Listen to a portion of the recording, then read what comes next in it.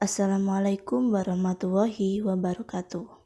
Kembali lagi bersama saya Jelita Nur Rahmawati, dan pada video kali ini saya akan menjelaskan tentang zona bentik atau zona dasar laut.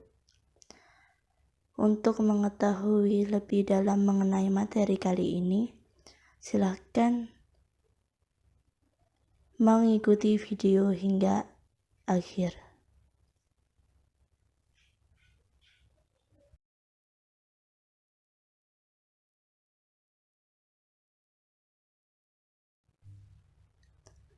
Zona bentik merupakan zona dasar laut yang berada tepat di atas sedimen bawah badan air.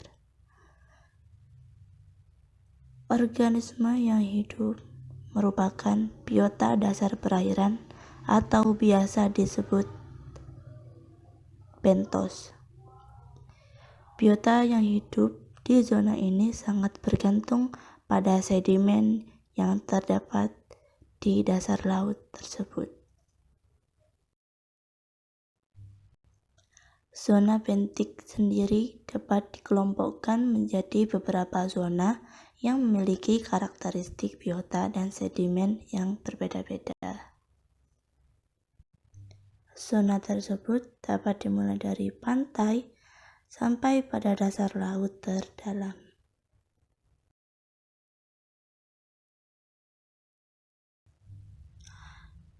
Yang pertama yaitu ada zona litoral. Zona litoral merupakan bagian dari perairan laut yang dekat dengan pantai, secara periodik tersingkap ke udara dan tergenang, atau biasa kita sebut sebagai zona pasang surut. Zona ini memanjang dari garis batas pasang tertinggi hingga ke area pantai yang tenggelam permanen. Kekuatan erosif dari arus dapat menghasilkan landform yang unik, contohnya yaitu seperti estuari.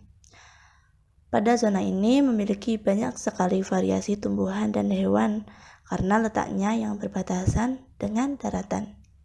Hewan yang hidup di zona ini tahan sekali terhadap pukulan gelombang yang besar.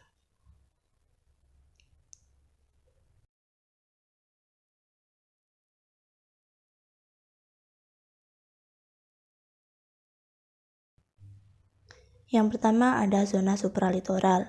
Zona ini berada di atas batas pasang dan terbentuk akibat badai yang akan terjadi pengkayaan karbon oleh ganggang organik. Organisme yang hidup pada zona ini harus menghadapi kondisi tertentu. Nah, contohnya adalah seperti pada gambar di PPT ini ya.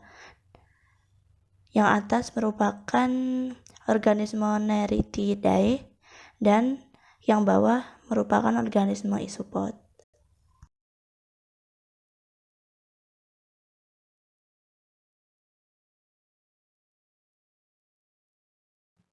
Yang kedua ada zona eolitoral. Zona ini merupakan zona litoral yang secara reguler terkena pasang surut air laut. Morfologi di zona ini mencakup tebing berbatu, pantai pasir, dan tanah basah. Suhu di zona ini sangat bervariasi, sehingga organisme sedimenter yang terdapat pada zona ini harus beradaptasi terhadap lingkungan yang ekstrim. Biota di zona ini memiliki mekanisme adaptasi khusus yang memungkinkan mereka untuk bertahan hidup.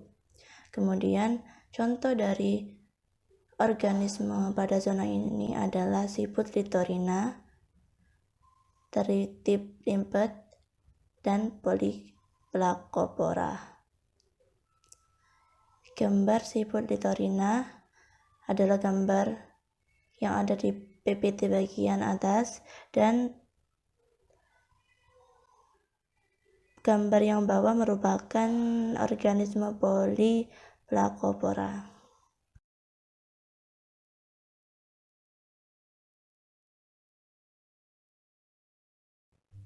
Kemudian yang terakhir ada zona sublitoral. Zona ini merupakan bagian terdalam dari zona litoral dan biasanya memanjang hingga ujung kontinental shelf pada kedalaman 200 meter. Faktor lingkungan yang sangat penting pada zona ini adalah temperatur, tekanan air, dan jumlah pencahayaan matahari, sehingga dapat terbentuk delta, terumbu karang, dan alur-alur bawah laut. Banyak hewan yang bernilai ekonomis pada zona ini, seperti hewan koral. Kemudian ada beberapa subzonasi, yaitu zona infralitoral, di mana alga mendominasi kehidupan di bawah batas kedalaman. Kemudian contoh organisme yang hidup pada zona ini adalah hewan-hewan sesil seperti tiram-tiraman.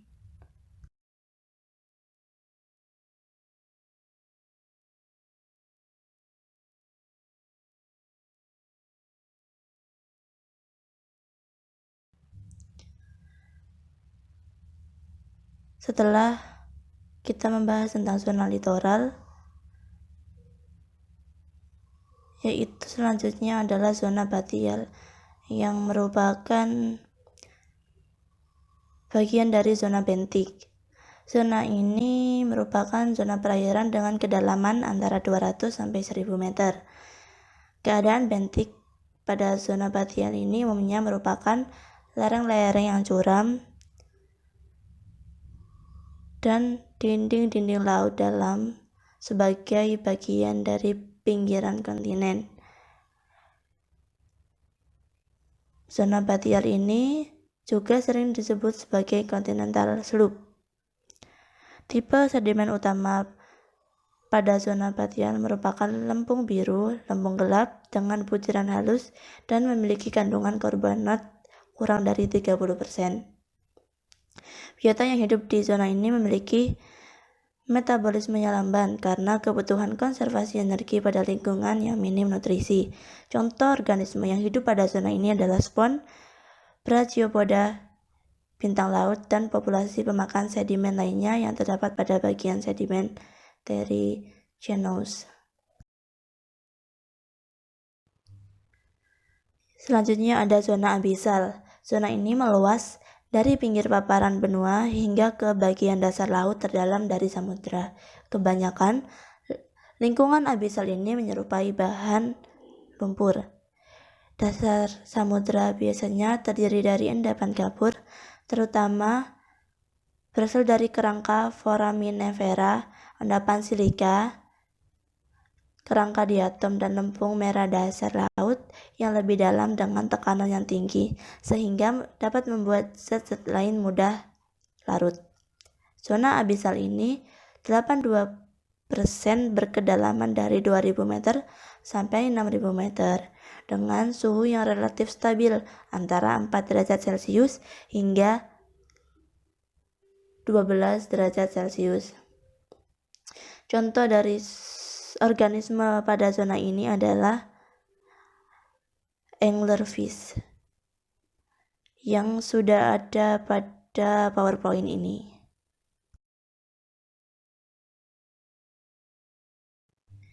Dan yang terakhir ada zona hadal. Zona ini merupakan zona bentik terdalam dengan kedalaman 6000 meter. Substrat yang ada biasanya berupa kalsium karbonat dan sisa-sisa zat renik atau organisme yang sudah mati tenggelam sampai ke dasar laut. Tekanan yang tinggi membuat organisme di sana memiliki bentuk morfologi yang harus mendukung gaya adaptasi dalam bertahan hidup.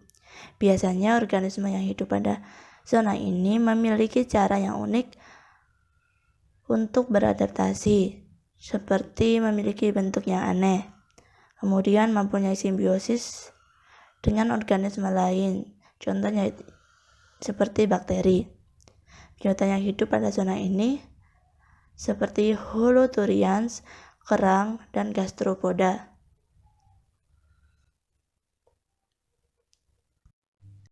Baik, mungkin itu saja yang kita bahas tentang materi pada kali ini. Semoga bermanfaat. Mohon maaf apabila ada salah kata. Terima kasih. Wassalamualaikum warahmatullahi wabarakatuh.